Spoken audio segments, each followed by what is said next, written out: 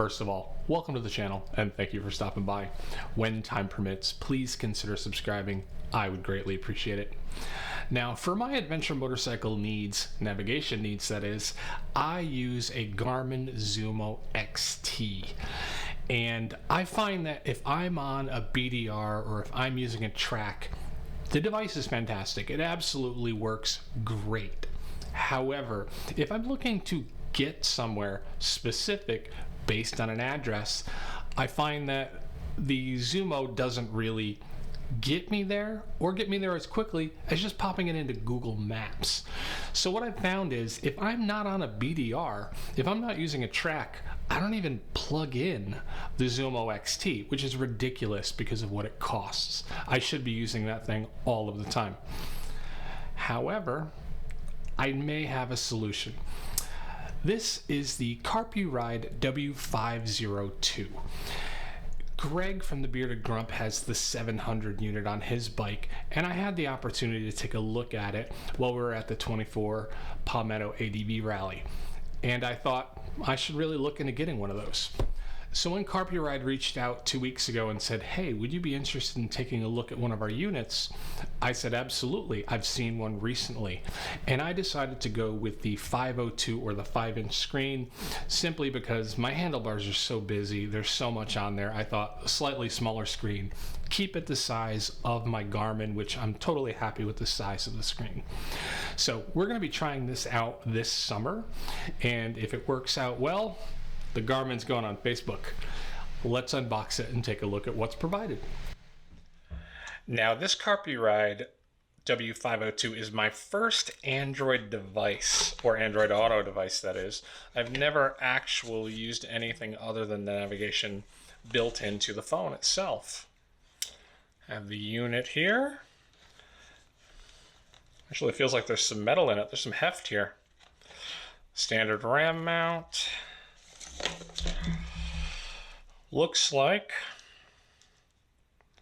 a fused connection to go directly to the battery. No eye hooks, that would have been nice. And then we have a waterproof connector to use a different power supply. Let's put you away because we're not even going to use you right now. So I'm going to, for now, go ahead and use a USB connector with it. Comes with another fuse. Wow, that is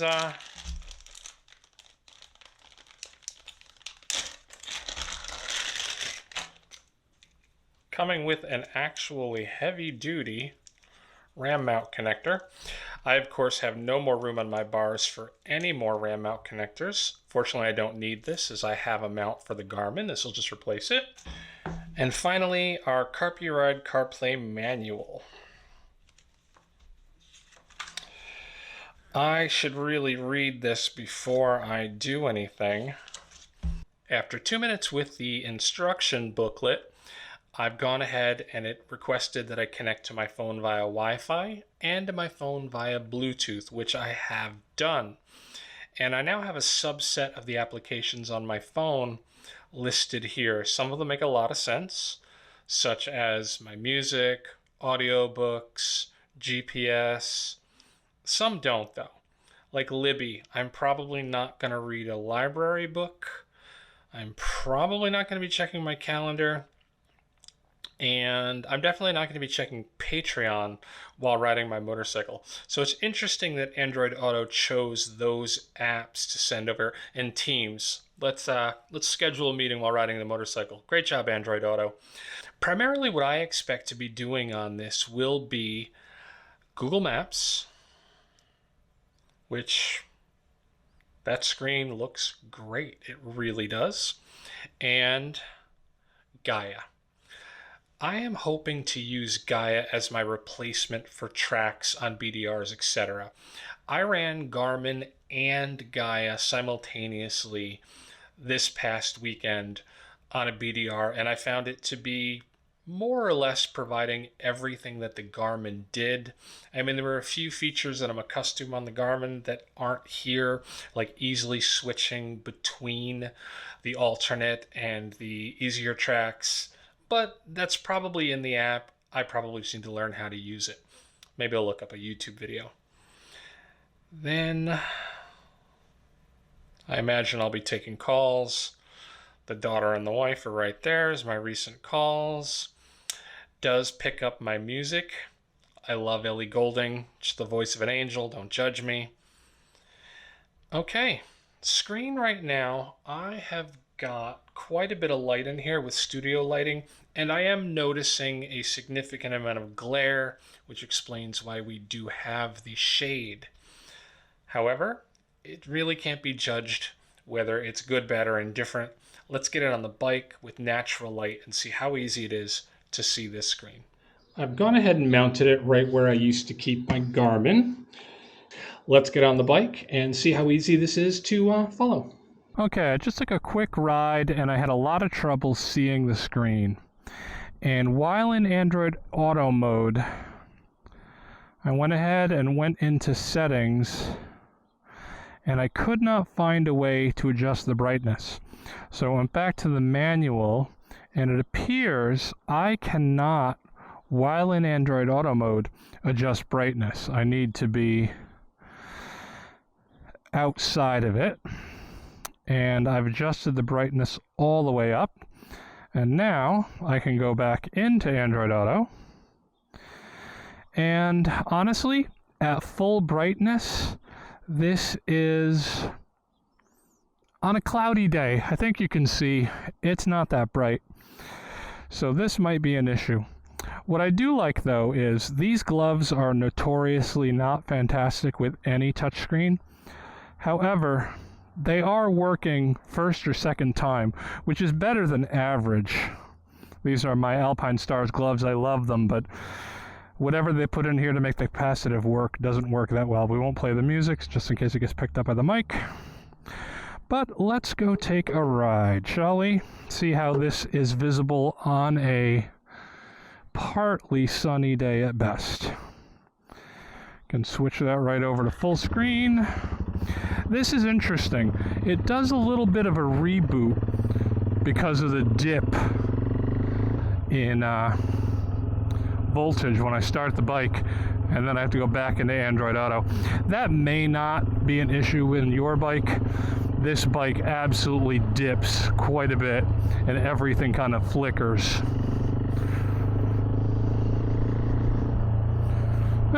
Right back up. About 20 seconds of waiting. There's 2 messages come up. I just ignore them and it pops right in. Oh boy, it just rebooted. That might be my fault.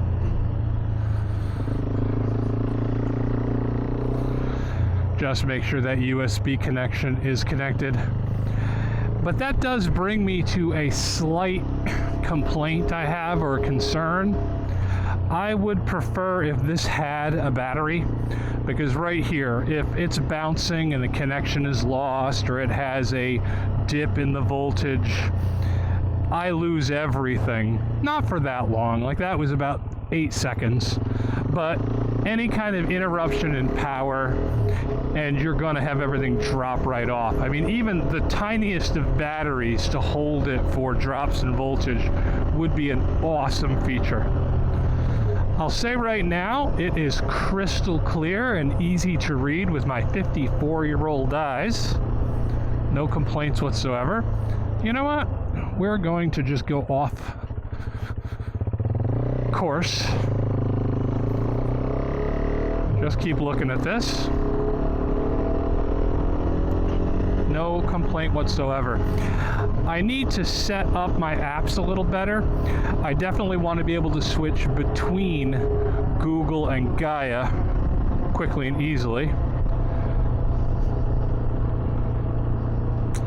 Now, that's a lot of buttons. That is a lot of buttons to get me to Gaia. I guess this automatically tracks your last couple of ones used, so we'll switch back and forth.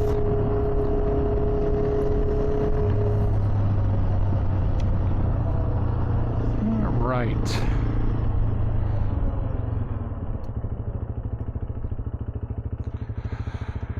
I think, looking at this right here, what I've done is I put it exactly where I like to have my GPS. I like to have it out of my view. It's something I look down, check, and then look back up. I know customary people put them right up there, but I find it distracting. I really don't want to see that going. It's an OCD thing, it's my problem, but I do prefer to have my navigation be something I have to make an effort to look down at. Unfortunately, based on this cloudy day, this is perfect. I can see this absolutely perfectly, no problem whatsoever. And I'm probably speaking out of turn and I should wait to test it, but I'm kind of feeling that this won't be able to stay here, that I will need to move this to a more vertical location in order to keep the sun off of it. Definitely the next day or two, I'm not going to be able to test that, but it will be tested before this video comes out.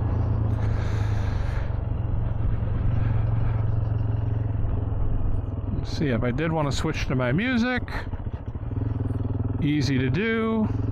Wow, it's the best these gloves have ever done. I mean, seriously.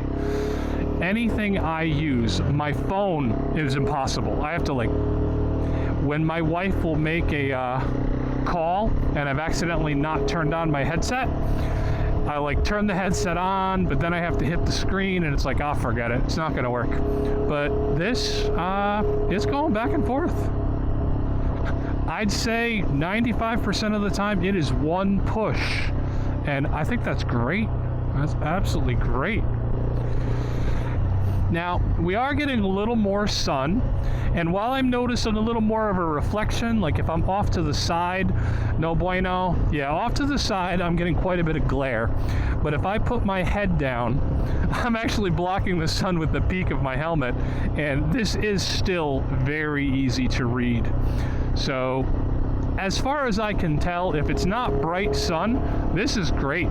Would I like it to be slightly brighter? I think so, but only because I have my Garmin up at a bonkers high brightness and I've just kind of become accustomed to it. But this is perfectly viewable in this kind of light. I certainly will need to test it in bright sunny day. And if I were a betting man, I would say it's going to have to be mounted up there. It's going to have to be more vertical and give the opportunity for this sunshade to kick in. This is where I mount my phone. And now that I have the Carpuride, my phone is in my top case. My phone is protected from water, dust, and impact. It's not going to pop off of anything like that, which it actually did on the Smoky Mountain 500. So I really like the idea that the Carpuride allows me to leave my phone in a much safer place than having it just on any kind of mount that when I drop my bike and skid across the ground, which hell I do, I'm not gonna have to worry about my phone flying off. Come to think of it, my phone has actually come off twice over the years, so I'm very much looking forward to having the Carpuride not only as something that's going to allow me to pop between the maps like this, not only something to allow me to switch my music more easily, but something that's going to allow me to quite easily protect my phone where that wouldn't necessarily do it. So I think we're going to call it a day here. I am going to get off the bike because it's technically the work day and I'm out in the afternoon. It's only 2:46. It's good to be the boss. However, I do have things to do, and I shouldn't be riding my bike around if I'm not doing something productive, like testing the unit out. And what we found out today is 5 inches is plenty of size. I can see everything I want to. The buttons are responsive, even with gloves that aren't particularly great at it. And I can see it just fine on a cloudy to partially sunny day. So the next thing to test is going to be, can I use it in its present position on a bright sunny day, or do I need to move it to a more traditional location up here? And we'll do that on the next sunny day. Take care.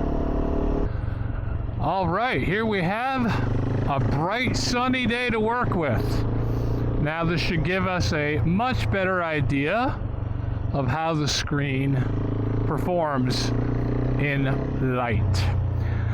The other day we were simply unable to find sunlight. I actually ended up riding for another hour, and at no point did the sun really come out. So today, with the sun high in the sky, should be a very good day for this.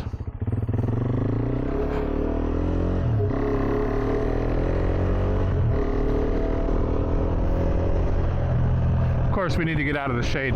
I'm going to go down into the exact same neighborhood I went before, so things are as similar as possible.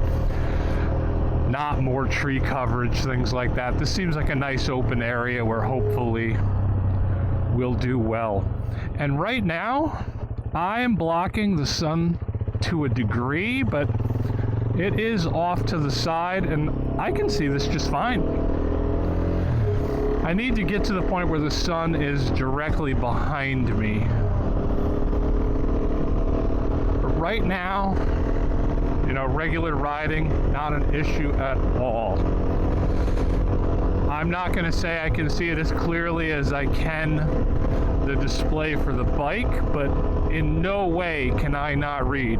You know, it's 9:11 a.m., it's 6.3 miles, 6.2 miles to where I'm going, 13 minutes. All of it is perfectly legible. I can see the roads. I can see that I'm supposed to turn left here. Oops, make that right, but I'm going to turn left. The sun is directly on the screen right now. I just moved myself out of the way. I can still see that screen. I'm surprised, honestly. With the performance in the heavy shade, I didn't think it was going to be bright enough with this lower location for the sunlight. But even when I mean, the sun is directly on that. I'm getting out of the way. I can read everything. And when I'm here with my body doing some blocking, it's perfect. It's absolutely perfect. No complaint whatsoever. Here we are, about 7 or 8 days of using the Carpuride W502. And I have to say, very little has changed since my initial testing. It does exactly what it promises to do. While I'm not entirely happy with the Android Auto experience, that's got nothing to do with the Carpuride, and I would experience those idiosyncrasies, the extra steps you need to take in Android Auto with any device. However, the hardware, which is what I really wanted to review here, is phenomenal. The screen is easy to see in any kind of light, kind of surprising given that I have it, well, basically facing into the sky. I think if you're going to install it where you would normally do, its screen will probably look even better. I just don't like it there. I can switch easily between the 3 apps that I'm really using, which is Music, Google Maps, and Gaia, which is what I'm using for tracks. And honestly, what more can you ask for? A screen that is easily visible in all conditions and allows you to access your apps without too much difficulty. I think Carpuride is providing exactly what the documentation and the ads claim. Put this on, you get Android Auto, it just works. For me, it really just works. The only thing that I have found over the course of the week or so is, I may have mentioned it earlier, I wish there was a very small battery in here. Just something that would protect it from the voltage dips of my bike when I stop the bike and then restart the bike. It causes a voltage dip that causes the unit to reboot. Fortunately, the reboot is like a 15-second process, and it does go automatically right back where I was. Whatever I was doing, I'll be doing it again. It's just like this annoying thing to watch it go out and come back on. However, at this price, I can understand why it doesn't have one, but I would really like to see one in the future. And if Carpuride comes out with a 503 or something, and it includes a small battery, I'd upgrade immediately, because that does annoy me. However, it does exactly what they claimed it would do. in every condition I've put it through. Now this is just a preliminary review. It's been a week or so. I'm going to use this thing on more of the Northeast BDR, which I'm working on right now, and I will certainly be doing another review to let you know how this thing is day after day when you need to count on it. So far, great, absolutely great. But we will need to put a little more time in it. So thank you for sticking around. I really do appreciate it. Take care.